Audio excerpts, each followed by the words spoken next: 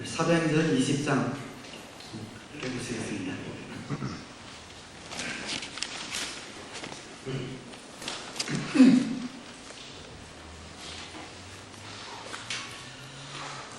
이 20장 전체가 본문이지만 길기 때문에 우리 앞에 있는 6절, 7절, 13절, 15절, 17절만 우리 앞에 화면을 여러분들이 보시면서 그냥 합독했으면 좋겠습니다. 우리 화면 20장 2년절 함께 합독하도록 하겠습니다. 시작.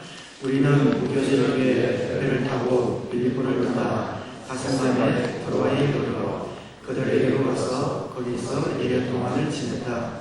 수관의 첫날에 우리는 빵을 떼려고 모였다. 바울은 그 다음날 떠나기로 되어 있어서 신도들에게 강론을 하는데 강론이 밤이 깊도록 계속되었다.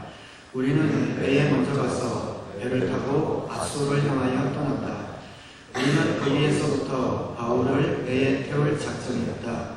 바울이 아소까지 걸어가고자 했기 때문에 그렇게 정한 것이었다. 그리고 우리는 거기에서 떠나서 이튿날 기오 맞은편에 이르고 다음날 사무에 들렀다가 그 다음날 밀레도에 이르렀다. 바울이 밀레도에서 에베소로 사람을 보내어 교회의 장로들을 불렀다.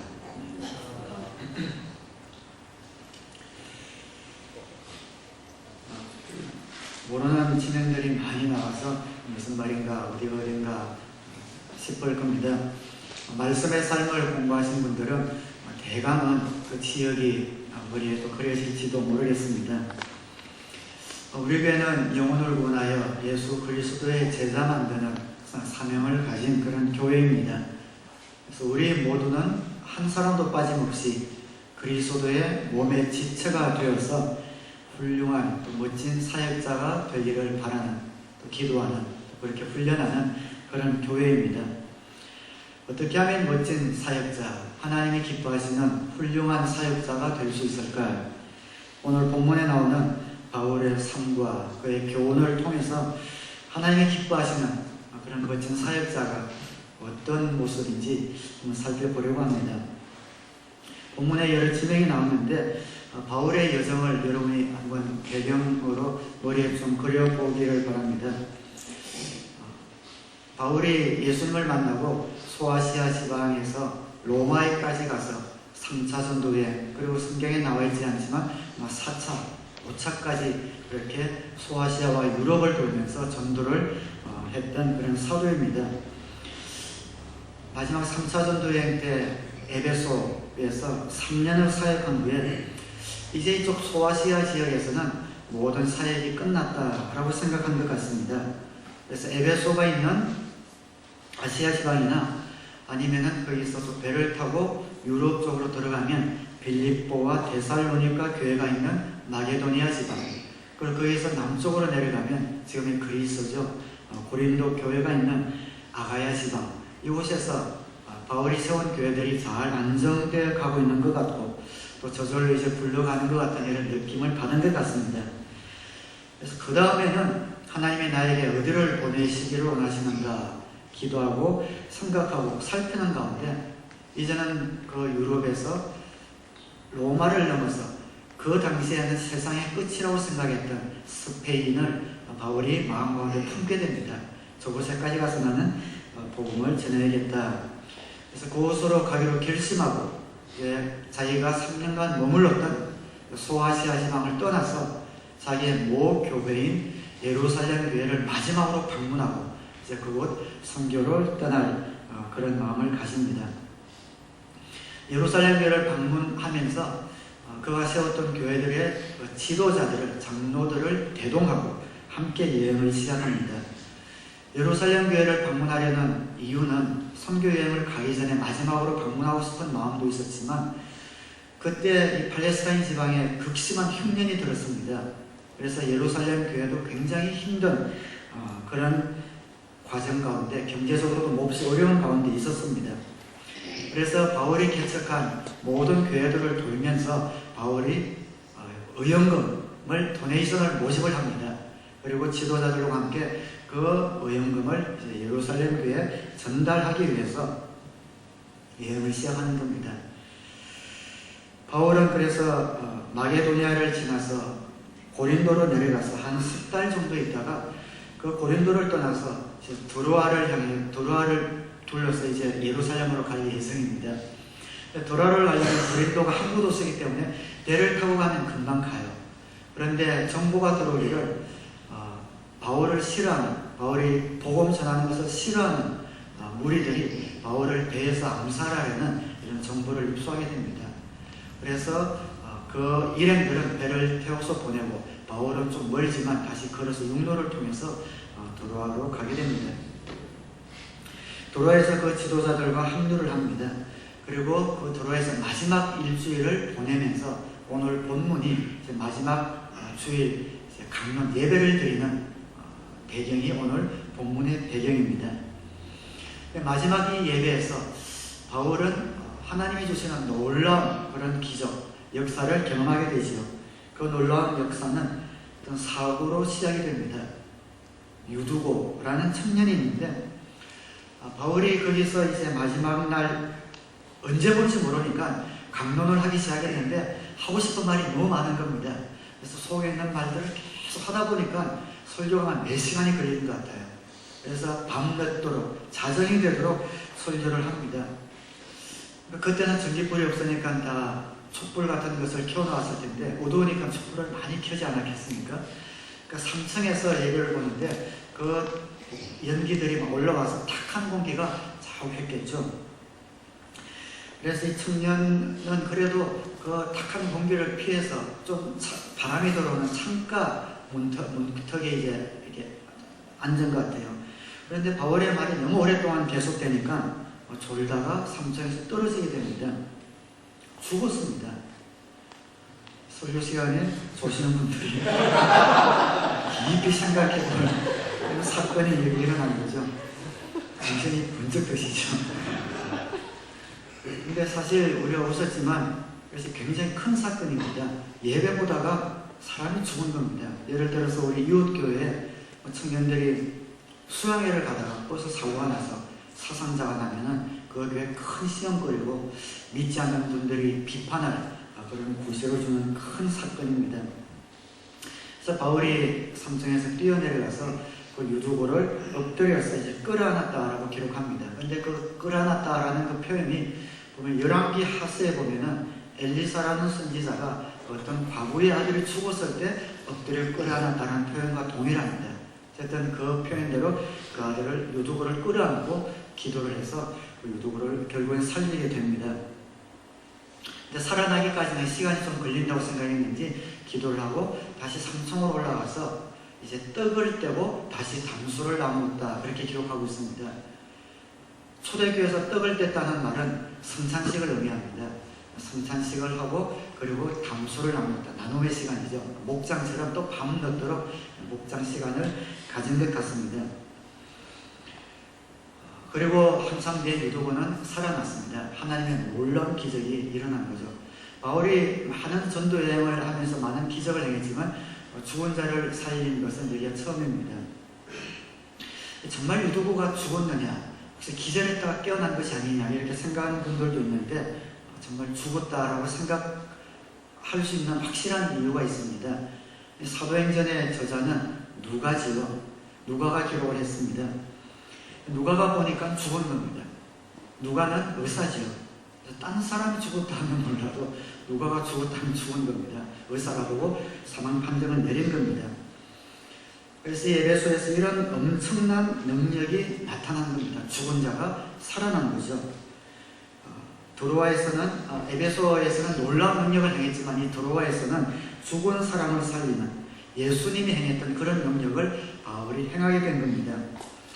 하나님께서 마지막 때에 이 바울에게 어떻게 그런 능력을 행할 수 있도록 인도하시는가?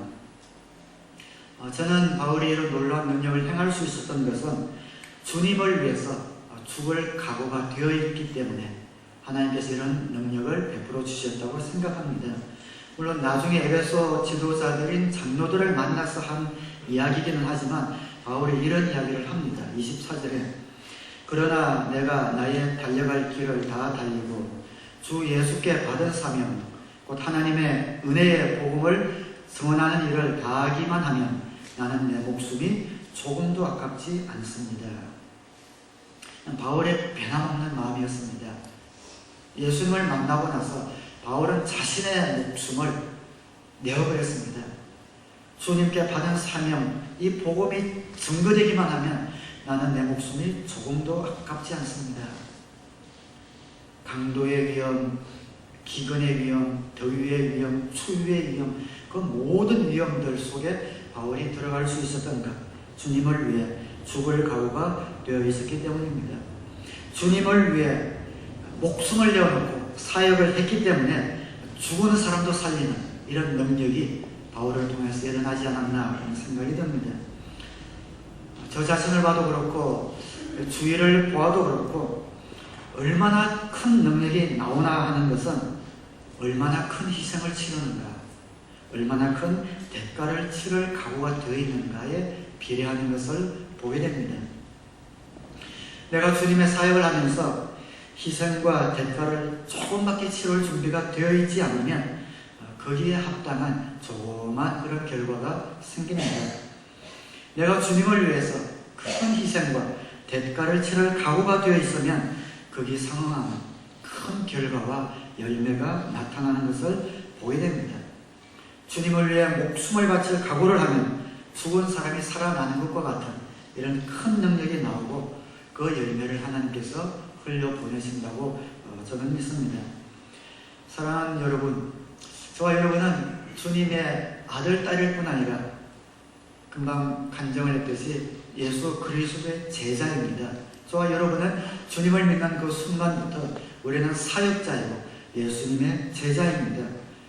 이왕 제자라면, 이왕 우리가 사역자라면 주님을 위해 큰 사역하고 큰 열매를 맺는 그런 사역을 해야 되지 않겠습니까? 그렇게 하기 위해서는 정말 주님과 영혼과 이웃을 위해 희생과 대가를 치를 준비를 해야 된다는 것이죠. 가끔 주위를 보면 대가를 치를 생각은 전혀 하지 않고 어떤 큰 결과와 능력과 열매가 나오기만을 기다리는 분들이 있습니다. 그런 것을 좀 어려운 단어로 양체라고 부르지요. 여러분들 가운데는 주님을 위해 쓰임받고 큰 열매를 맺기 원하고 또 능력 있는 사역을 하기를 원한다면 내가 얼마만한 대가를 치를 준비가 되어 있는가, 그것을 살펴보아야 합니다. 물질적인 축복을 받기 원하는 분들이 많지요. 물질적으로 넉넉해서 이웃과 영혼들을 위해 사용하고 싶은 그런 좋은 마음들 갖고 기도를 합니다. 그런데 대가는 치르지 않습니다. 정말 하나님의 나라와 이웃을 위해 쓰는 것은 인색하게 쓰면서 기본적인 어떤 주님 앞에 드리는 것도 드리지 않으면서 축복만을 기대하는 것. 물론 하나님이 워낙 자비로우셔서 우리의 필요를 채우시지만 그러나 정말 하나님이 채워주시는 우리의 한계를 뛰어넘는 그런 역사와 능력을 우리가 체험하기 위해서는 내가 얼마나 대가를 치를 용의가 되어 있는가, 그것을 살펴야 합니다. 그 대가를 치르는 것과 비례한다는 것을 아시고 여러분들 삶에서 초자연적인 능력이 나타나는 그런 삶을 살아내기를 주님의 이름으로 축원합니다. 만약 여러분이 시시한 그냥 그날이 그날 같은 그런 크리스찬의 생활을 하고 싶다면 그렇게 하십시오. 괜찮습니다. 그러나 그 삶에는 큰 기쁨, 모험과 도전에 따르는 하나님이 주시는 그런 능력을 맛보기는 쉽지 않을 텐데, 그러나 내가 초자연적인 역사를 체험하고 되지 않는 일이 일어나는 것을 체험하기 원한다면 인간의 생각과 사고와 능력으로 감당할 수 없는 그런 하나님 나라의 초자연적인 삶을 맛보며 살기를 원하신다면 여러분은 대가를 치르셔서 주님의 능력을 맛볼 수 있게 되기를 다시 한번 주님의 이름으로 축원합니다. 이 바울이 드로아를 떠나서 우리에게 익숙지 않은 이름이지만 아소, 사모, 그리고 밀레도라는 곳에 이르릅니다. 밀레도는 에베소에서 남쪽으로 약 30마일 정도 떨어진 곳입니다. 바울은 지금 여행 스케줄을 6월절 전에 예루살렘 교회에 당도하는 것으로 잡고 있습니다. 시간이 별로 없습니다. 그래서 그가 오랫동안 목회했던 에베소에 꼭 들르고 싶었지만 시간이 너무 급박해서 밀레도에 에베소에 있는 장로들을 내려오게 해서 그곳에서 그들을 만나 마지막으로 유언처럼 그들에게 바울이 말씀을 전하고 있는 것이 오늘 본문 17절부터 이제 마지막 절까지 나오는 말씀입니다. 여기서 바울은 그 지도자들에게 어떻게 하면 좋은 지도자가 될 것인가 라는 데 대해서 당부를 하고 있습니다. 어떤 사람이 하나님이 기뻐하시는 훌륭한 멋진 사역자인가? 한번 따라하겠습니다. 겸손과 눈물로 섬긴다. 18절 19절에서 이렇게 말합니다. 장로들이 오니 바울이 그들에게 말하였다. 여러분은 내가 아시아에 발을 들여놓은 첫날부터 여러분과 함께 그 모든 시간을 어떻게 지내왔는지를 잘 아십니다. 그 뒷절요. 나는 겸손과 많은 눈물로 주님을 섬겼습니다. 그러는 가운데 나는 또 유대 사람들의 음모로 내게 덮친 온갖 시련을 겪었습니다. 하나님이 기뻐하시는 사역자는 겸손과 눈물로 섬기는 사역자입니다. 겸손이 무엇입니까? 겸손은 나는 아무것도 할 줄 몰라. 난 아무것도 몰라. 나는 쓸모없어. 난 아무것도 아니야. 이런 자기 비하가 겸손이 아닙니다. 여러분과 제가 정말 아무것도 아니라면 하나님께서 왜 귀한 아들을 주시기까지 피로 값주고 사시기까지 우리를 불러주셨겠습니까? 겸손은 자기 비하가 아니라 객관적으로 자기를 볼 수 있는 눈을 가진 겁니다. 내가 주님께서 맡겨주신 이 사역은 주님 없이는, 주님의 도움 없이는 도저히 할 수 없다 하는 것을 진심으로 깨닫는 것, 그것이 겸손입니다. 내가 이만큼이라도 사역의 열매가 있는 것은 내 주위 분들이 나를 위해서 기도해주고 이렇게 도와주었기 때문에 이런 열매가 있지 하고 자신의 모습을 객관적으로 보는 것, 이것이 겸손이지요. 주님께서 나에게 이런 사역을 맡겨주시고 이런 열매를 주시는 것은 내가 능력이 있고 내가 자격이 있어서가 아니라 주님의 은혜로 된 것이고, 주님을 섬길 수 있다는 것은 엄청난 큰 특권이고, 내가 주께 쓰임받을 수 있다는 것은 얼마나 큰 선물인가 하는 것을 깨달으면서 감사하면서 사역하는 것, 그것을 겸손이라고 합니다. 주님께서 기뻐하시는 사역자는 겸손으로 섬기는 사역자입니다. 열매가 크면 클수록 주님의 은혜를 더 깊이 감사하는 사람입니다. 또 주님께서 기뻐하시는 사역자는 눈물로 섬기는 사역자입니다. 우리는 바울하면 성격이 굉장히 급하고 강한 사람으로 생각을 합니다. 성경에 여러 군데를 보면 이 바울이 굉장히 감정이 풍부한 그런 사람이었어요. 눈물이 많았습니다. 그래서 나는 많은 눈물로 주님을 섬겼습니다. 31절에 보면 그러므로 여러분은 깨어있어서 내가 3년 동안 밤낮 쉬지 않고 각 사람을 눈물로 훈계하였던 것을 기억하십시오. 그 뒤에 36절에 보면 바울은 말을 마치고 나서 무릎을 꿇고 그들과 함께 기도하였다. 그리고 모두 실컷 울고서 바울의 목을 끌어안고 입을 맞추었다. 무슨 눈물이겠습니까? 안타까운 눈물이죠. 그들을 사랑하는 주님의 마음을 담은 그런 안타까운 눈물입니다. 주님이 기뻐하시는 사역자들은 이런 눈물이 있습니다. 마음 가운데 영혼들을 볼 때 안타까워서 견딜 수 없는 그런 긍휼과 자비와 안타까운 그런 눈물이 있습니다. 이런 멋진 사역자가 우리가 다 되어야 되는데, 우리는 그런 사람을 볼 때 눈물보다 화가 먼저 날 경우가 많습니다. 안타까움보다 분이 솟아오르고 화가 나는 경우가 많죠. 근데 그건 화날 일이 아니죠. 아니 그렇게 섬겼는데, VIP를 그렇게 섬겼는데 그냥 등을 돌리고 돌아서 버릴 때 화가 나죠. 첫 번째 느껴지는 감정은 화가 납니다. 그렇지만 저 사람이 복음을 거부하고 사단에 계속 속해 살면서도 자기 자신은 어렵다고 착각하고 저러다가 결국 사단을 위해 예비된 지옥불에 함께 들어가겠구나 하는 것을 알 때 정말 안타깝지 않을 수가 없습니다. 사역하다가 제대로 하지 않는 분들 보면 또 화가 나죠. 화가 나면 안 됩니다. 주님께서 주신 귀한 일, 섬기는 이 특권을 모르고 자기 자신의 유익을 위해서 시간을 낭비하고 인생을 낭비하는 것을 볼 때에 안타까움의 눈물이 나와야죠. 화가 나고 그러려면 말아 이렇게 해서는 안 된다는 겁니다. 바울은 안타까움을 가진, 영혼을 향한 긍휼을 가진 그런 눈물의 사도였습니다. 주님을 정말 섬기는 사람은 겸손함으로 그래서 섬겨야 하고 눈물로 섬기는 것입니다. 눈물이 없는 것은 주님의 심정을 가지지 못해서 그렇습니다. 그래서 저도 항상 기도하면서 하나님 주님의 심정을 주십시오. 그래서 저의 기도 제목이기도 합니다. 정말 어떨 때는 목회하다가 실망스러울 때, 그럴 때는 화가 나기도 하지만 금방 그 마음을 없애고 주님의 마음으로 돌아가려고 애를 씁니다. 그런 마음이 혹시 여러분 가운데 부족하거든 그냥 화가 나고 비판하고 싶고 다른 사람에게 그 사람에 대해서 안 좋은 평가를 하고 싶은 그런 마음이 먼저 들거든. 주님의 심정을 주십시오.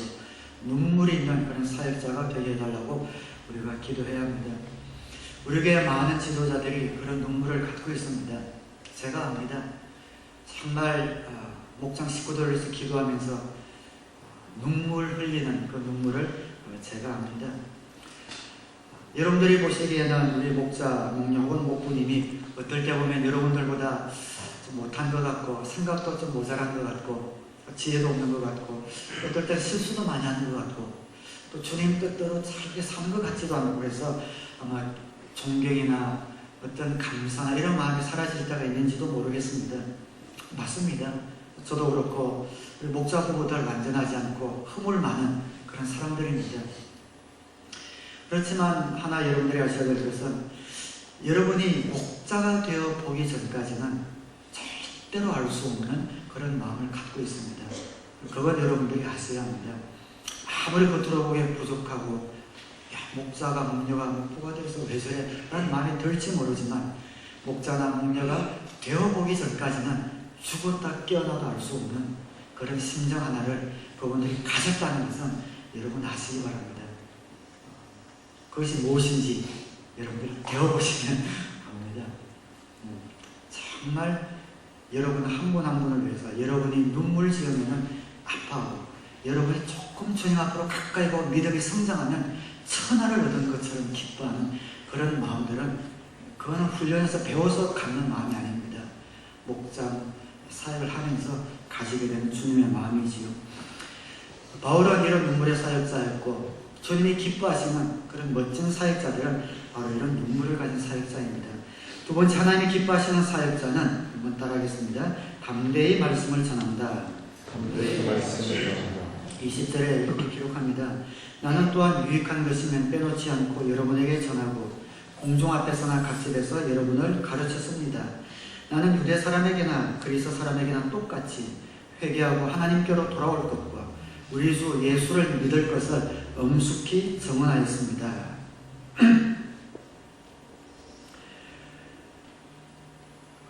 26절, 27절 또 보시면은 그러므로 나는 오늘 여러분에게 엄숙하게 증언합니다. 여러분 가운데서 누가 구원을 받지 못하는 일이 있더라도 내게는 아무런 책임이 없습니다. 그것은 내가 주저하지 않고 여러분들에게 하나님의 모든 경륜을 전해주었기 때문입니다. 바울은 담대히 복음을 전했습니다. 받아들이든지 받아들이지 않든지 그것은 그들의 책임이고 나의 책임은 복음을 전하는 것이다. 복음을 전했습니다. 가감없는 하나님의 복음을 유대인이든 그리스 사람이든 이방인이든 하나님의 말씀 있는 그대로 선포했습니다. 오해를 사기도 하고 핍박을 받기도 했지만 담대히 말씀을 전했습니다. 하나님이 기뻐하시는 사역자가 되기 위해서는 담대히 말씀을 전해야 합니다. 위축되지 아니하고 담대히 복음을 전해야 합니다. 믿는 사람들 가운데서도 믿는 사람들답지 않게 살아가는 사람이 있다면 담대하게 하나님의 말씀으로 그들에게 전해주고 고칠 수 있도록 권고해야 합니다. 근데 이 부분 우리가 잘 못하죠. 어렵죠. 담대히 전했다가 누가 보기에도 정말 그렇게 살아서는 안 되는데 말씀에서 떠나고 복음에서 떠나서 자기의 철학과 사고대로 세상 방식대로 살아가면서도 신앙인이다라고 살아가는 그런 주위의 형제 자매들을 볼 때 정말 말씀으로 그를 고쳐주고 싶은데 하기가 힘들죠. 잘못 전했다가 오해받고 사이가 갈라질 수도 있고 원수가 되는 일들이 많은 것을 우리가 보기 때문입니다. 그러나 전하지 않아서는 우리는 주님의 멋진 사역자가 되지 못합니다. 그런데 우리가 담대히 전할 때에 왜 그들에게서 회개의 역사가 있는 것보다 반발하고 사이가 갈라지고 문제가 생기는가? 여러 가지 이유가 있겠지만 그 가운데 하나는 우리가 겸손과 눈물로 하지 않기 때문이라고 생각합니다. 겸손 대신 우월감으로 잘못을 잡아주려고 하기 때문에, 혹은 안타까운 대신에 분노와 정죄함을 가지고 잘못을 잡아주려고 하니까 반발할 수밖에 없고 사이가 틀어질 수밖에 없는 겁니다. 그래서 담대히 하나님의 말씀을 전해야지만 우리가 가져야 하는 마음은 겸손과 눈물입니다. 겸손과 눈물로 섬길 수 있는 사람이 되어야 합니다. 여러분, 이건 참 중요합니다. 하나님, 제가 하나님 앞에서 겸손과 눈물의 사역자가 되게 해주십시오 라고 기도해야 합니다. 그렇게 해야만 그 겸손과 눈물로 잘못 살고 있는 사람들에게 가서 그 말씀을 전할 수 있기 때문입니다. 우리가 잡아주지 않으면 우리는 우리 책임을 하지 못하는 겁니다. 주님을 믿어야 하는데 자꾸만 곁길로 가는 주님을 알지 못하는 영혼들, 주님을 믿는다고 하지만 말씀과는 전혀 상관없이 살고 있는 지체들을 볼 때에 그들을 바로 옆에 있는 여러분이 잡아주지 않으면 그 사람은 자신을 해하고 이웃에게 상처를 주며 공동체를 파괴하고 가정을 파멸로 이끄는 삶을 살아갈 수밖에 없습니다. 눈에 많이 보입니다. 그런데 그들을 그대로 두는 것은 우리의 책임을 유기하는 것이죠. 우리 사역자들에게는 하나님께서 다 그런 사명을 주셨습니다. 저도 목사로서 성도님들을 볼 때 가끔씩은 저분이 구원에 확신이 있다고 하는데 3년이 5년이 지나도 정말 구원받은 그런 삶의 열매가 보이지 않을 때, 나타나지 않을 때, 오히려 뒷걸음질 때 굉장히 마음이 조급하고 안타깝습니다. 예수 믿은 지도 오래되었다고 그러고 구원에 확신이 있다고 하는데 그러면 변화가 없을 수가 없거든요. 그 변화가 우리 눈에 보이는 천사 같은 변화를 이야기하는 건 절대 아닙니다. 어디서건 언제건 어떤 방법으로든 변화가 어느 정도 없는 것은 기적입니다. 예수 그리스도께서 성령께서 내 마음 가운데 돌아오셨는데 그의 삶 가운데 말이나 생각이나 가치관에서 변화가 전혀 없다는 것은 그것은 있을 수가 없는 일입니다. 그런데 그런 분들을 볼 때에 저의 책임은 다가가는 것이죠. 형제님, 정말 구원 받으셨습니까? 다시 한번 구원의 확신을 주고 점검합시다. 그렇게 하는 것이 제 책임입니다. 그렇게 해서 오해를 받거나 반발하더라도 혹시나 천국에 갔을 때 그분이 오지 못하는 아찔한 그런 경험보다는 낫기 때문에 그렇게 해야 하는 겁니다. 겸손과 그런 눈물로 그렇게 해야 하는 것이죠. 천국에서 우리가 다 만나야 되잖아요. 가끔가다 저는 여러분들에게 그렇게 한번 질문해보고 싶습니다. 지난 한 주간 동안에 여러분은 여러분이 만나는 사람들에게 목장 한번 와보세요. 이야기 한 번이라도 해보신 분 손 들어보십시오. 라고 하면은 몇 분이 될까요? 지난 한 주 동안에 우리 목장의 VIP를 품고 1분이라도 하나님 이분이 마음이 열려서 하나님을 믿게 해주세요. 기도를 해본 분 손 들어보세요. 하면 몇 분이 될까? 여러분에게 제가 두려워서 들라고 못하겠어요. 안 들면 어떻게 하냐? 제가 실망이 될까봐 도저히 들라고 못하겠어요. 그래서 설교 중간에 들어보라고 해야지 마음을 먹고 왔는데 못하겠어요. 지난 한 달 동안에 우리 목장 한번 나오세요. 한 번도 못 해본 분들 여러분 가운데 계실 겁니다. 그럴 수는 없거든요.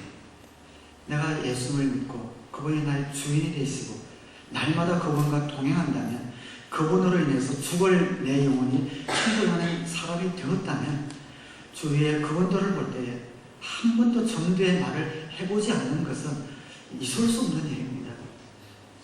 당신 구원 받으셨습니까? 정말 구원에 확신이 있습니까? 좀 그렇게 묻고 싶어요.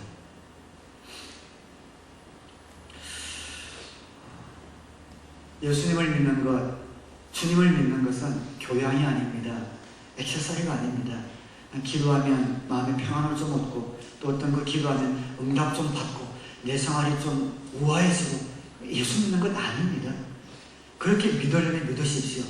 그러나 그런 분은 결코 하나님의 놀라운 능력과 역사를 체험할 생각이랑 하지 마십시오. 믿어주는 것, 목자, 목녀 하도 그렇게 하니까 와주는 것, 처음에는 그렇게 시작할 수 있습니다. 그러나 적어도 예수님을 영접하고 침례까지 받고 나가서 생명의 삶까지 마쳤는데도 그런 수준에 머물러 있다면, 어린아이 수준에 머물러 있다면, 이런 표현이 좀 죄송하지만 정말 복창 터질 일입니다. 그렇게 살아서는 안 됩니다. 그러면서 자신이 교회 안 빠지고 목상 안 빠진다고 좋은 크리스찬이라고 착각해서는 안 됩니다. 나아가야 합니다. 그 고비를 넘어야 되고, 정말 하나님이 원하시는 마음이 무엇인지 여러분 아셔야 합니다. 그런 분들을 볼 때 여러분들이 사역자로서 도전해야 하는 것이죠. 저는 목회자로서, 설교자로서 말씀을 통해서 이렇게 도전을 드려야 합니다. 왜냐하면 거기에 머물러 있어서는 안 되거든요. 하나님이 원하셨던, 예비하셨던 삶은 그것이 아니기 때문입니다. 에스겔서에 보면 에스겔 선지자가 이렇게 고백합니다. 사람아, 내가 너를 이스라엘 족속의 파수꾼으로 세웠다. 그러므로 너는 내가 하는 말을 듣고 나를 대신하여 그들에게 경고하여라. 가령 내가 악인에게 말하기를 너는 반드시 죽을 것이다 할 때에 네가 그 악인을 깨우쳐 주지 않거나 그 악인에게 말로 타일러서 그가 악한 길을 버리고 떠나 생명이 구원받도록 경고해 주지 않으면 그 악인은 자신의 악한 행실 때문에 죽을 것이지만 그 사람이 죽은 책임은 너에게 묻겠다. 그 뒤에 그러나 네가 악인을 깨우쳐 주었는데도 그 악인이 그의 악한 행실과 그릇된 길을 버리고 돌아서지 않았다면 그는 자신의 악행 때문에 죽을 것이다. 그러나 나는 내 목숨을 보존할 것이다. 구약에서는 굉장히 강한 어조로 하나님이 말씀하십니다. 악한 길로 가는 것을 보면서도 그대로 두면 그의 죗값을, 핏값을 너에게 묻겠다. 바울도 그래서 26절에 그렇게 이야기하지요. 그러므로 나는 오늘 여러분에게 엄숙하게 증언합니다. 여러분 가운데서 누가 구원을 받지 못하는 일이 있더라도 내게는 아무런 책임이 없습니다. 왜냐하면 담대하게 전했기 때문입니다.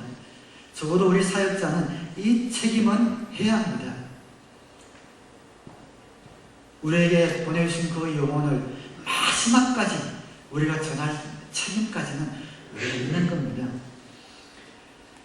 우리 사랑하는 형제자매가 잘못된 생각과 잘못된 삶과 가치관으로 자기도 괴로움을 당하고 가족에게도 괴로움을 주고 멸망과 파멸로 이끌고 가고 있다면 우리는 담대히 가서 전할 책임이 있습니다. 갈라디아 교회 바울이 이렇게 권면을 합니다. 형제자매 여러분, 어떤 사람이 어떤 죄에 빠진 일이 드러나면 성령의 인도하심을 따라 사는 사람인 여러분은 온유한 마음으로 겸손과 눈물이죠. 그런 사람을 바로잡아주고 자기 스스로를 살펴서 유혹에 빠지지 않도록 조심하십시오. 우리 가정교회 목장이 좋은 점이 이것 아닙니까? 그냥 그렇게 살다가 그냥 자기 멋대로 살다가 뭐 끝나도록 내버려도 이게 아니잖아요. 가족이기 때문에 특별히 한 목장 안에서 우리 지체가 잘못된 길로 갈 때 정말 온유함, 겸손한 눈물로 기도하고 하나님께서 가장 이 말을 전하기 좋은 기회를 허락해 달라고 기도하고, 그리고 정식으로 저 이야기 좀 합시다 이러면 안 되잖아요. 하나님께 하나님 아주 자연스럽게 이 말을 전할 수 있도록 기회를 주세요. 계속 기도합니다. 기도하면 하나님께서 우연한 기회에 자연스럽게 전할 기회를 허락해 주십니다. 그때 그 권면을 하는 겁니다. 예수님의 심정을 나에게 주십시오. 겸손하고 눈물로 섬겨서 전할 말씀을 담대히 전하여 주위에 그런 죄 때문에, 허물 때문에 괴로워하고 고통당하는 사람들을 주님께로 인도하는 그런 귀하고 멋진 사역자가 다 되시기를 주님의 이름으로 축원합니다. 세 번째 멋진 사역자 되기 위해서는 따라하겠습니다. 고난을 감수해야 한다. 22절 23절에 보면 보십시오. 이제 나는 성령에 매여서 예루살렘으로 가는 길입니다. 거기서 무슨 일이 내게 닥칠지 나는 모릅니다. 다만 내가 아는 것은 성령이 내게 일러주시는 것뿐인데 어느 도시에서든지 투옥과 환란이 나를 기다리고 있다는 것입니다. 참 기가 막힌 말 아닙니까? 이제 성령께서 바울에게 예루살렘으로 가라 허락을 하십니다. 그곳에 무엇이 기다리고 있습니까?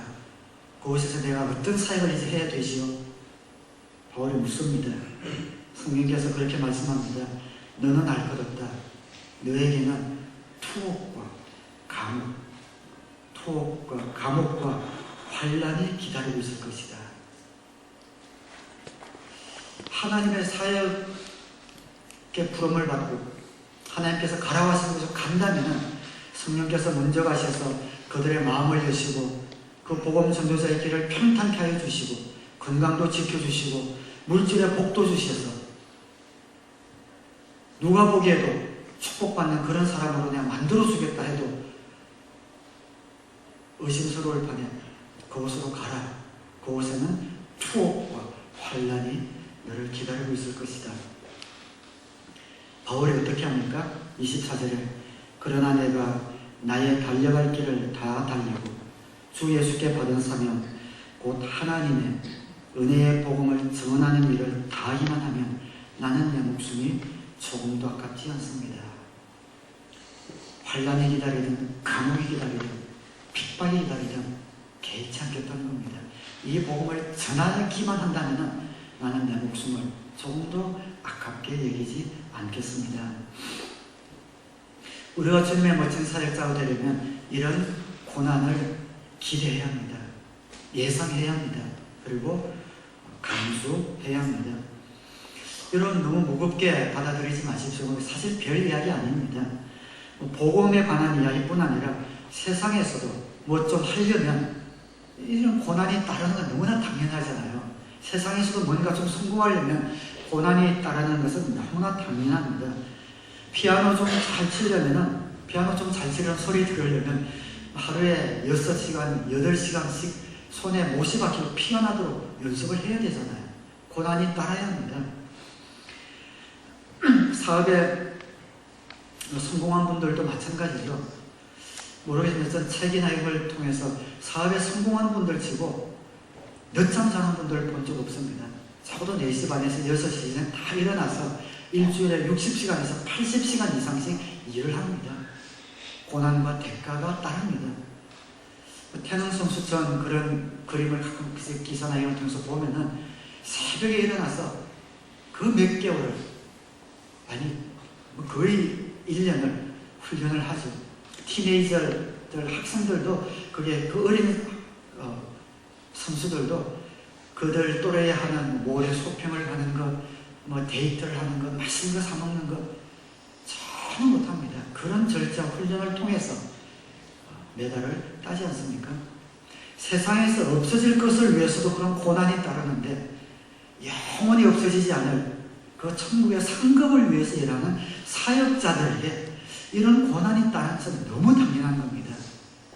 그런데 조그만 고난이 와도 못하겠다 주저앉아버리고 놓아서는 하나님이 기뻐하시는 멋진 사역을 감당하지 못한다는 겁니다. 경제적인 어려움을 예상을 해야 하고 내가 하고 싶지 않은 것을 억지로 해야 되는 것을 감수해야 하고 친구들이나 이웃과의 관계가 소원해질지도 모른다 하는 것도 생각하시고 가족들과 보내는 시간도 줄어들지 모른다라는 것을 아셔야 되고 부딪히지 않아도 될 사람들과 내가 부딪히지도 모른다라는 것 예상을 하셔야 합니다. 내가 받지 않아도 될 오해를 받을 수도 있겠다라는 것도 여러분 예상하고 감수해야 합니다. 고난을 감수해야 하고 희생을 기대해야 합니다. 다시 말씀드리지만 편하게 신앙생활 하시려면 그렇게 하십시오. 안 말리겠습니다. 취미생활로 우아하게 고상하게 누구에게도 싫은 소리 안 듣고 그렇게 편하게 신앙생활을 하시고 싶으면 그렇게 하시기 바랍니다.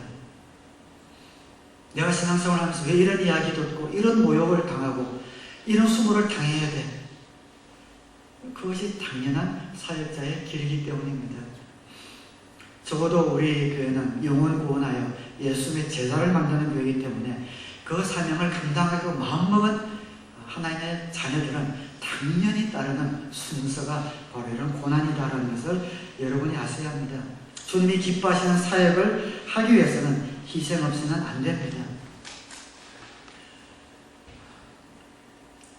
가끔 그런 소식을 듣죠. 선교지에 선교 사역을 하러 갔던 선교사님들이 암에 걸려서 돌아가시는 경우가 있습니다.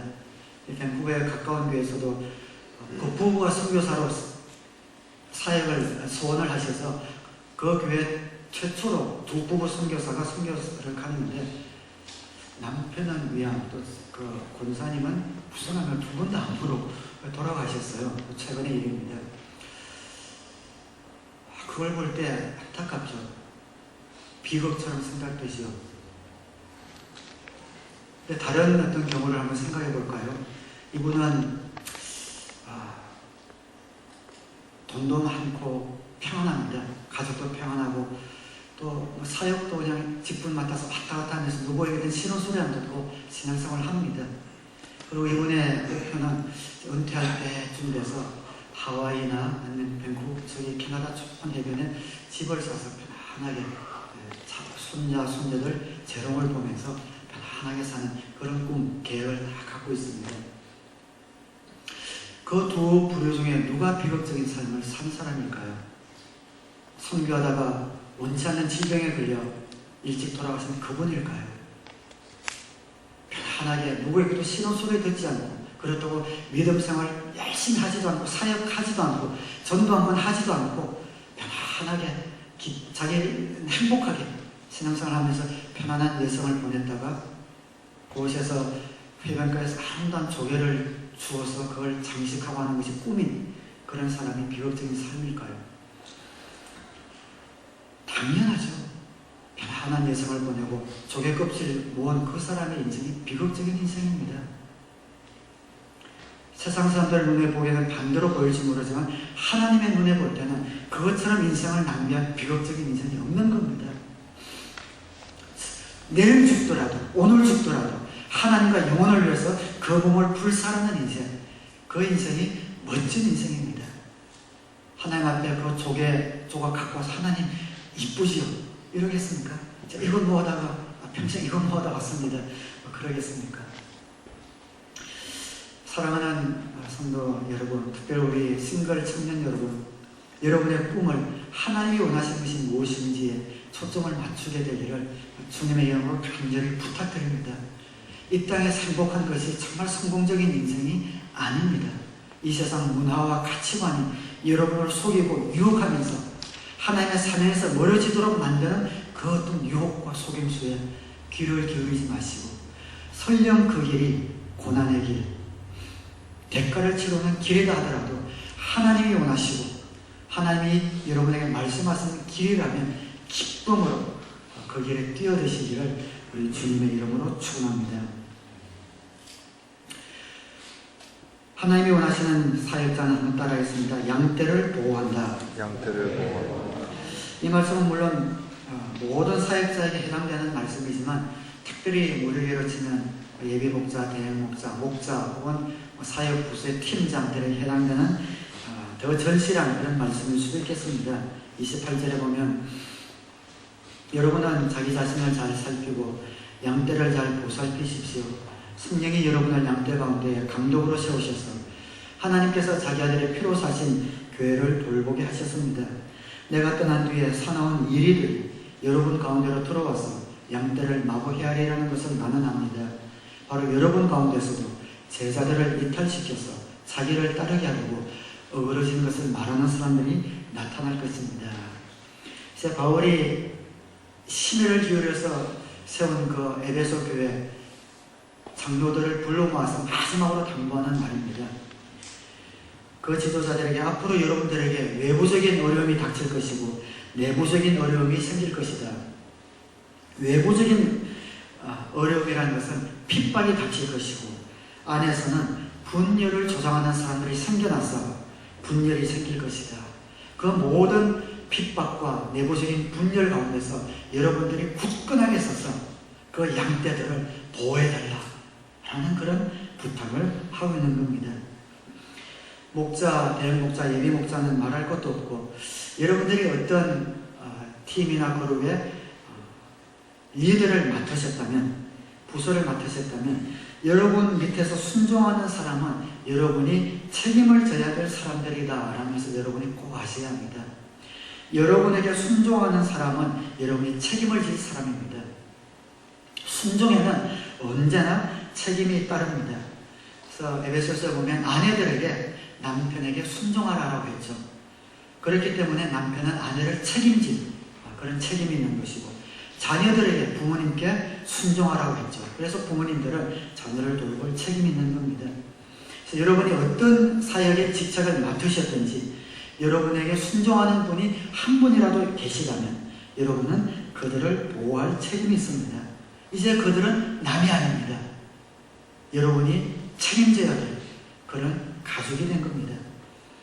세상으로부터 오는 공격으로부터 보호해야 되고, 세상으로부터 오는 문화로부터 오는 그런 유혹에서 여러분이 하셔야 되고, 마음으로부터 오는 이런 내부적인 시험에서도 여러분이 그들을 보호해야 할 그런 책임이 있는 겁니다. 어떻게 합니까? 하나님이 저와 여러분에게 주신 강력한 도구가 있습니다. 기도입니다. 기도에 보호막을 치는 겁니다. 기도하지 않는 리더는 그래서 책임을 회피하는 겁니다. 지도자가 아닙니다. 기도를 통해서 그들의 삶의 보호막을, 기도의 우산을 쳐주는 겁니다. 그분들이 여러분께 순종하게 맡겨주셨다는 것은 여러분이 그들을 보호해야 할 책임이 있다는 것을 알고, 여러분은 정말 그분들 이름 한 분 한 분 이름을 불러가면서 기도해야 합니다. 그리고 내부에서 일어나는 그런 어려움도 여러분이 직접 뛰어들어서 해결해 주어야 합니다. 목장 식구 가운데 문제가 있을 때는 중재 노릇도 하고 권면하기도 하고 같이 울어주기도 하고 손잡고 같이 기도해 주면서 그들을 바로 세우는 책임이 여러분들에게 있는 겁니다. 하나님이 기뻐하시는 사역자는 자기 중심적인, 이기적인, 나 혼자다라는 이런 사역자가 아니라 주위에서 일어나는 모든 일들을 무시해버리는 그런 사람이 아니라 하나님이 자기에게 위임해주고 맡겨준 사람을 책임지고 기도해주고 또 보호하는 사람이다라는 것을 기억하셔서 기도하는 사역자가 되시기를 주님의 이름으로 축원합니다. 마지막 5번째입니다. 따라하겠습니다. 이를 탐하지 않는다. 이를 탐하지 않는다. 이는 이익을 이야기합니다. 하나님 기뻐하시는 사역자는 자신의 이익을 탐하지 않습니다. 33절에 보면 나는 누구의 은이나 금이나 옷을 탐낸 일이 없습니다. 여러분이 아는 대로 나는 나와 내 일행에게 필요한 것을 내 손으로 일해서 마련하였습니다. 나는 모든 일에서 여러분에게 본을 보였습니다. 이렇게 힘써 일해서 약한 사람을 도와주는 것이 마땅합니다. 그리고 주 예수께서 친히 주는 것이 받는 것보다 더 복이 있다 하신 말씀을 반드시 명심해야 합니다.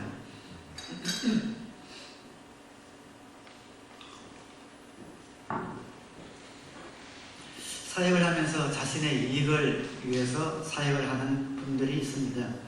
예를 들어서 어떤 분들은 특별히 이민교회 그런 것 같은데요. 교회에 나오는 이유가 교회에 나와야 사람들을 만나고 또 좀 큰 교회를 가는 이유가 그래야 자신의 비즈니스에 도움이 되니까 나가는 분들이 있습니다. 그것이 바로 일을 탐해서 교회에 나오는 것이죠. 이민 와서 영어도 안 되고 밖에서 대접도 못 받고 큰 소리도 못 치고 답답하죠. 그러니까 적어도 한번 큰 소리 한번 쳐보고 대접을 한번 받아볼, 교회에 와서는 한번 큰 소리 쳐보고 대접 받고 싶어서 안수 집사나 장로가 되려고 길을 쓰는 분들이 있습니다. 슬프지만 그런 분들이 있습니다. 밖에서 길을 못 빼면 교회에서 한번 대접받아고 큰 소리 치고 싶어서 직분자가 되려고 안달이 난 그런 분들이 있습니다. 그것이 바로 일을 탐하는 것입니다. 우리 교회는 물론 이렇게 노골적으로 이를 탐하는 분들은 없지만 그래도 잘못하면 얼마든지 딴 방향으로 이익을 탐할 수 있습니다.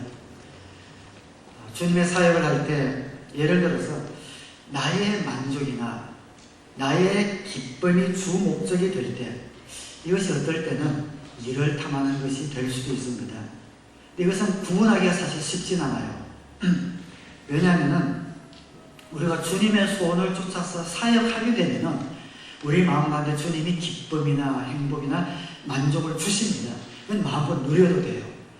그 주님께서 주시는 기쁨과 만족과 내 어떤 만족과 내 어떤 기쁨을 위해서 사역을 하려고 하는 그 구분이 쉽지는 않지만 그런 이기심으로 사역을 한다면 그것은 자신의 일을 탐하는 그런 사역이 됩니다. 그러면은 내가 주님을 위해 사역을 하는 거냐 아니면 나의 이기심으로 사역을 하는 거냐 그것을 우리가 알 수 있습니다.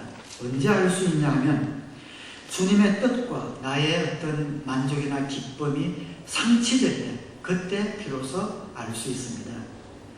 예를 들어서 주님이 주신 직책이 맞습니다.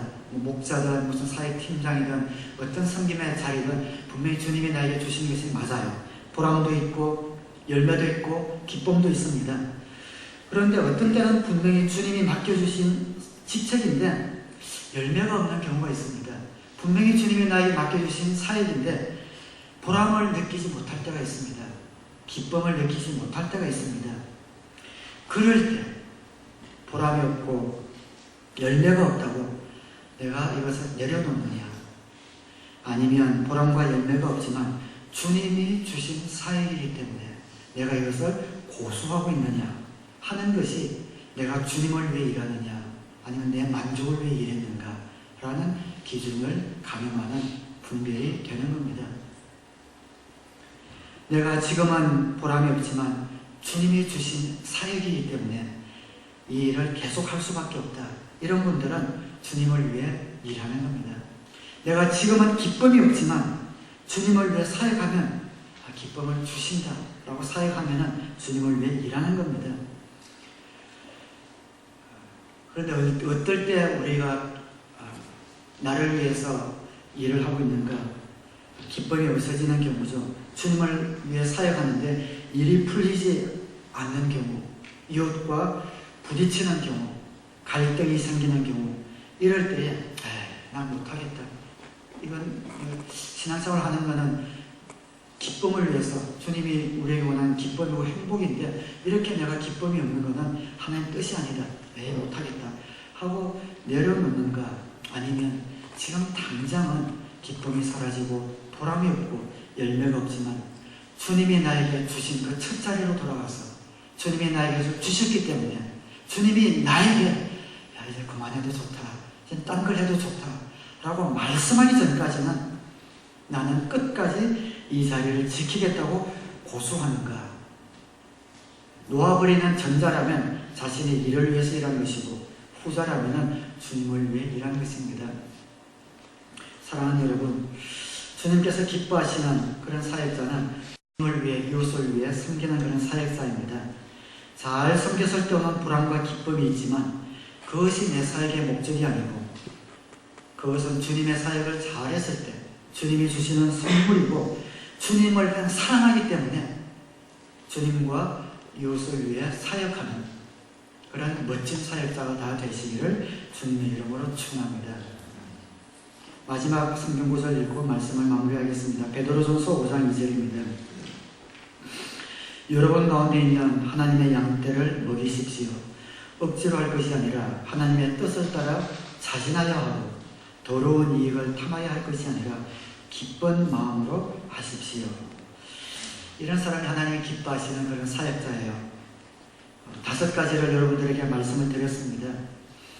이 5가지 완전하진 않지만 우리 교회 지도자들에게서 이런 모습을 저는 봅니다. 물론 어떨 때는 희끗 이렇게 보일 때도 있고 또 어떨 때는 선명하게 보일 때도 있습니다.